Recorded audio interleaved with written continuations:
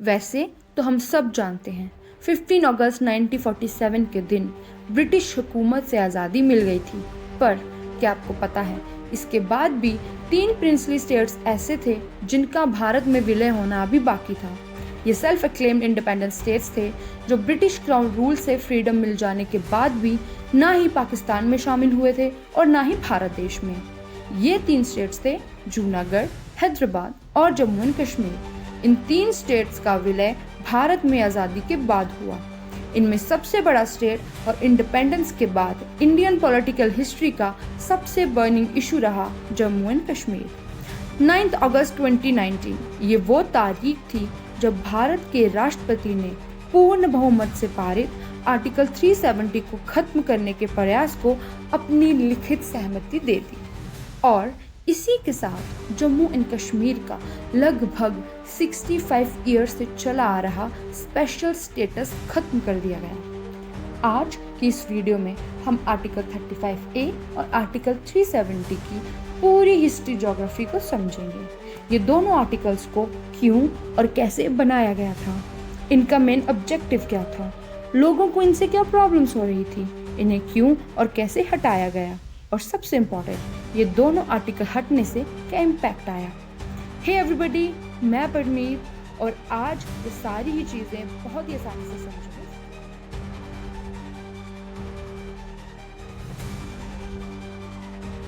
सबसे पहले क्लैरिटी के लिए हम एक टाइमलाइन डिस्कस कर लेते हैं जिसमें आर्टिकल 370 और 35A के आने से लेकर 2019 तक जो भी इम्पोर्टेंट इवेंट्स हुए हैं हम उन्हें समझ लेंगे।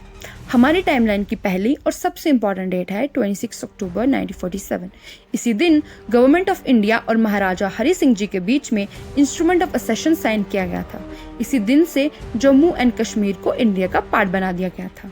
इसके बाद है 1949, लेकिन 1949 में कॉन्स्टिट्यूशन ऑफ इंडिया बनकर तैयार नहीं हुआ था, उसे अभी भी लिखा जा रहा था। तो 17 अक्टूबर 1949 को आर्टिकल 370 को कॉन्स्टिट्यूशन ऑफ इंडिया में इनकॉर्पोरेट कर लिया गया था। इसके बाद आता है 26 जनवरी 1950, हमारा रिपब्लिक डे। इसी दिन से कॉन्स्टिट्यूशन ऑफ इंडिया एप्लीकेबल होना स्टार्ट हो गया था। अब जम्मू एंड कश्मीर के टॉपिक से रिलेटेड 1950 के कॉन्स्टिट्यूशन ऑफ इंडिया के 2 इंपॉर्टेंट आर्टिकल्स देखते हैं। पहला आर्टिकल 1 जो जम्मू एंड कश्मीर को इंडिया की स्टेट डिक्लेयर करता है, और दूसरा आर्टिकल 370 जो जम्मू एंड कश्मीर के टेम्पररी स्टेटस की बात करता है। इसके बाद आते हैं 1954 में। देखिए 35A और 370 में जो भी चेंजेस किए गए हैं वो एक प्रेसिडेंशियल ऑर्डर के थ्रू किए गए हैं। ऐसा ही एक प्रेसिडेंशियल ऑर्डर पास किया था डॉक्टर राजेंद्र प्रसाद जी ने 14 मई 1954 को, जिसका नाम है the constitution application to Jammu and Kashmir order 1954। 1954 के इसी प्रेसिडेंशियल ऑर्डर से आर्टिकल 35A को कॉन्स्टिट्यूशन में इंक्लूड कर लिया गया था। यही वो आर्टिकल है जो इंडिया के बाकी सिटीजन्स पर रोक लगाता है और जम्मू एंड कश्मीर में कौन परमानेंट रेजिडेंट बन सकता है ये भी बताता है। यहाँ पे मैं आपको एक बात बता दूं कि जनरली आप कॉन्स्टिट्यूशन ऑफ इंडिया देखेंगे उसमें आपको आर्टिकल 35A नहीं मिलेगा, पर अगर आप constitution of Jammu and Kashmir देखेंगे उसमें आर्टिकल 35A आपको ज़रूर मिलेगा। इसके बाद है 17 नवंबर 1956। इसी दिन constitution of Jammu and Kashmir applicable होना स्टार्ट हो गया था। जम्मू एंड कश्मीर का जो कॉन्स्टिट्यूशन है वो भी जम्मू एंड कश्मीर को इंडिया का इंटीग्रल पार्ट डिक्लेयर करता है। अब 1947 से 1919 में जम्मू एंड कश्मीर में काफ़ी चेंजेस आए। हालिया माहौल को देखते हुए 1990 में जम्मू एंड कश्मीर में arm forces special power act को इम्पोज कर दिया गया। इसके बाद हम आ जाते हैं 2015 में। इस ईयर भारतीय जनता पार्टी ने पीपल्स डेमोक्रेटिक पार्टी के साथ मिलकर जम्मू एंड कश्मीर में गवर्नमेंट फॉर्मुलेट की। इसके बाद 2016 में महबूबा मुफ्ती को चीफ मिनिस्टर बना दिया गया। जिसके बाद आ जाते हैं जून 2018 में, जब बीजेपी पीडीपी से अपना अलायंस तोड़ देती है। अब जम्मू एंड कश्मीर का जो कॉन्स्टिट्यूशन है उसका आर्टिकल 92 ये कहता है कि अगर स्टेट की कॉन्स्टिट्यूशन मशीनरी ठीक से ना चल रही हो तो स्टेट में गवर्नर रूल स्टार्ट हो जाता है। तो जम्मू एंड कश्मीर में 2018 में गवर्नर रूल स्टार्ट हो गया और दिसंबर 2018 से जम्मू एंड कश्मीर में प्रेसिडेंशियल रूल लागू कर दिया जाता है। और इसके बाद मई 2019 में बीजेपी पार्लियामेंट्री इलेक्शंस जीत जाती है और बीजेपी का जो इलेक्शन मैनिफेस्टो होता है वो बहुत ही साफ शब्दों में आर्टिकल 370 और 35A को हटाने की बात करता है, और ये भी 1947 से लेकर मई 2019 की टाइम में। इस टाइमलाइन से आपको एक जनरल आइडिया मिल गया होगा कि अभी तक क्या क्या चीज़ें हुई हैं, और अब हम देखेंगे कि एक्चुअली में आर्टिकल 370 और 35A क्या है। क्योंकि आर्टिकल 370 पहले आया था तो हम पहले वही डिस्कस करते हैं। आर्टिकल 370 लाया क्यों गया था? क्योंकि 1947 में हमने इंस्ट्रूमेंट ऑफ असेशन साइन किया था और ये कहा था कि जम्मू एंड कश्मीर के लिए हम कुछ स्पेशल प्रोविजंस बनाएंगे।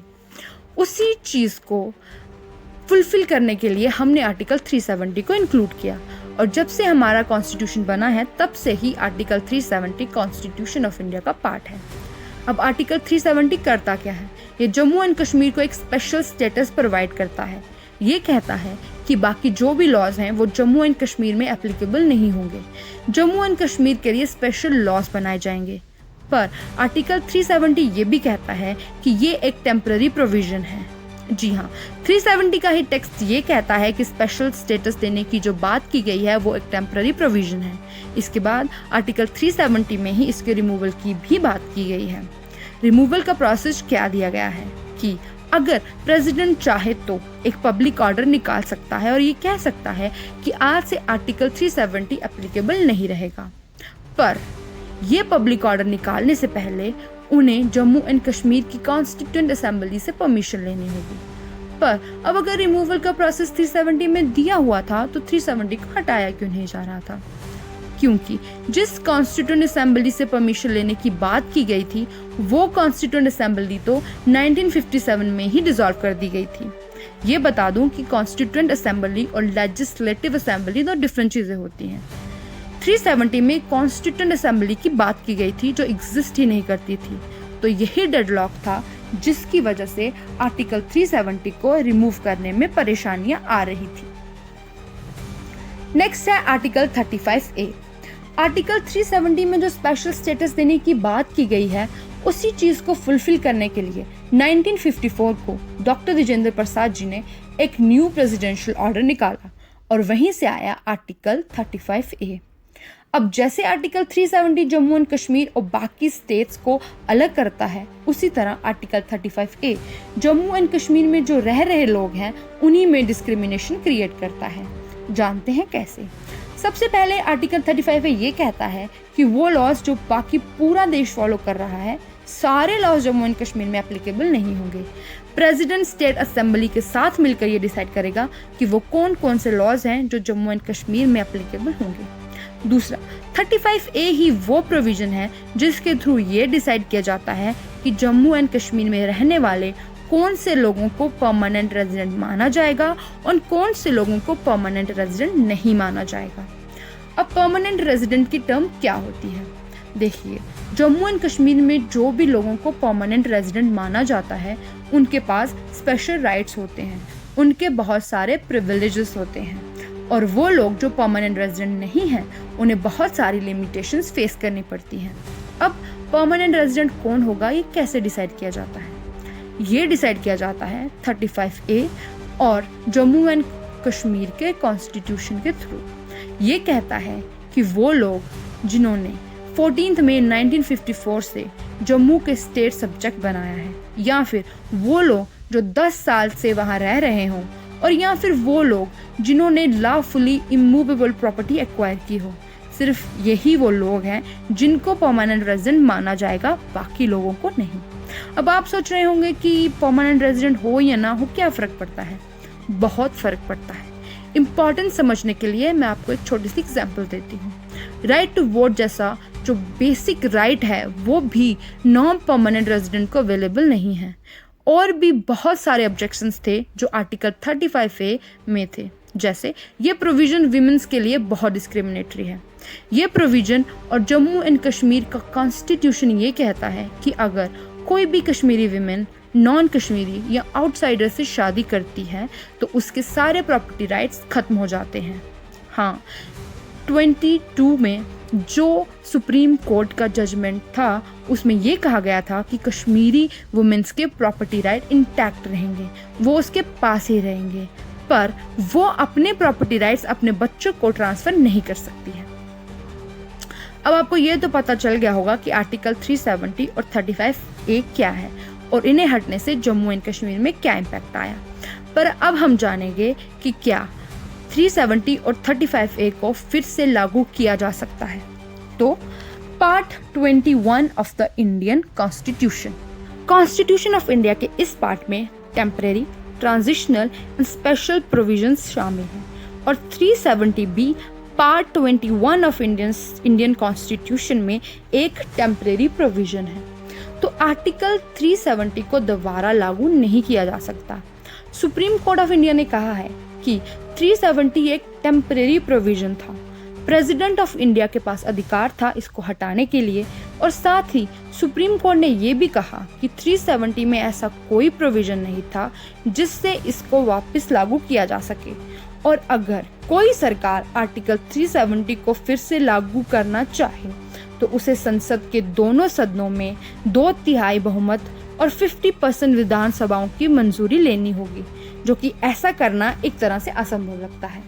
और आर्टिकल 370 हटने से जम्मू एंड कश्मीर का कॉन्स्टिट्यूशन भी खत्म हो गया है और वहाँ सभी स्टेट्स की तरह कॉन्स्टिट्यूशन ऑफ इंडिया ही लागू होगा। उम्मीद है आपको ये वीडियो पसंद आया होगा। आज की इस वीडियो में इतना ही। Please like, share and subscribe.